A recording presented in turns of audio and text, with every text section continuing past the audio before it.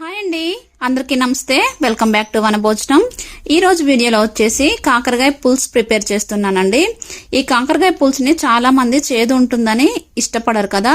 So నా స్టైల్లో ఒకసారి నేను కాకరకాయ తోటి పులుసు ఎలా పెడతానో మీకు చూపిస్తానండి. మీరు కూడా ఒకసారి ట్రై చేసి టేస్ట్ ఎలా వచ్చిందో నాకు కామెంట్ చేయండి. ముందుగా ప్రిపరేషన్లోకి వెళ్ళిపోదాం. ఒక హాఫ్ కేజీ వరకు కాకరకాయని తీసుకొని ఇలా సన్న ముక్కలుగా కట్ చేసుకొని పసుపు ఉప్పుతోటి కడిగి పక్కన పెట్టేసుకోండి. నెక్స్ట్ స్టవ్ ఆన్ చేసుకొని స్టవ్ మీద ఒక కళాయి పెట్టుకొని దాంట్లోకి ఒక 4 to 5 టేబుల్ స్పూన్ వరకు ఆయిల్ని వేసుకోండి. ఆయిల్ బాగా హీట్ అయిన తర్వాత కట్ చేసి పెట్టుకున్న కాకరకాయ ముక్కలు ఉన్నాయి కదా, ఆ ముక్కల్ని కొద్ది కొద్దిగా వేసుకుంటూ ఇలా డీప్ ఫ్రై చేసుకోవాలండి.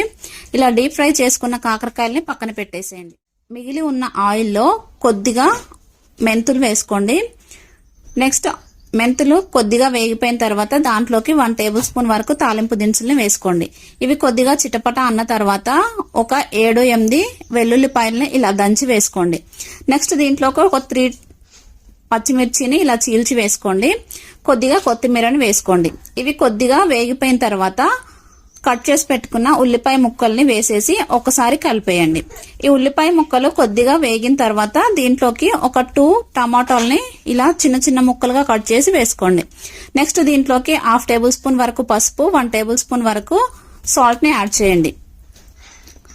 ఇలా యాడ్ చేసిన తర్వాత ఒకసారి కలిపేసి మూత పెట్టేసేయండి.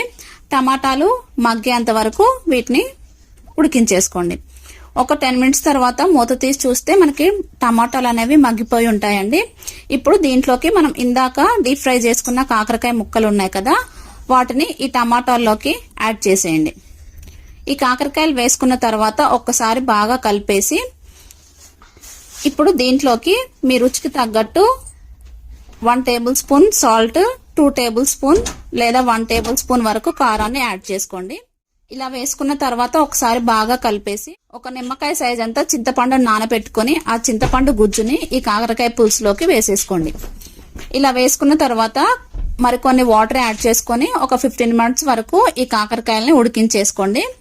15 మినిట్స్ తర్వాత మూత తీసి చూస్తే మనకు కాకరకాయ ముక్కలు ఉడికిపోయి ఉంటాయండి. ఇప్పుడు దీంట్లోకి 1 టేబుల్ స్పూన్ వరకు ధనియా పౌడర్ని యాడ్ చేసుకొని కొద్దిగా బెల్లాన్ని యాడ్ చేసుకోండి. కాకరకాయ పులుసులోకి ఎప్పుడైనా సరే కొద్దిగా బెల్లాన్ని యాడ్ చేస్తే టేస్ట్ అనేది చాలా సూపర్ గా ఉంటుంది. మీకు కావాలి అనుకుంటే కొత్తిమీర వేసుకోండి, లేదంటే కొద్దిగా కరివేపాకు తోటి గార్నిష్ చేసుకుంటే ఎంతో టేస్టీగా ఉండే కాకరకాయ పులుసు రెడీ అయిపోయింది. మీరు కూడా మీ ఇంట్లో ట్రై చేసి ఎలా ఉందో నాకు కామెంట్ చేయండి. Thanks for watching. Please do subscribe.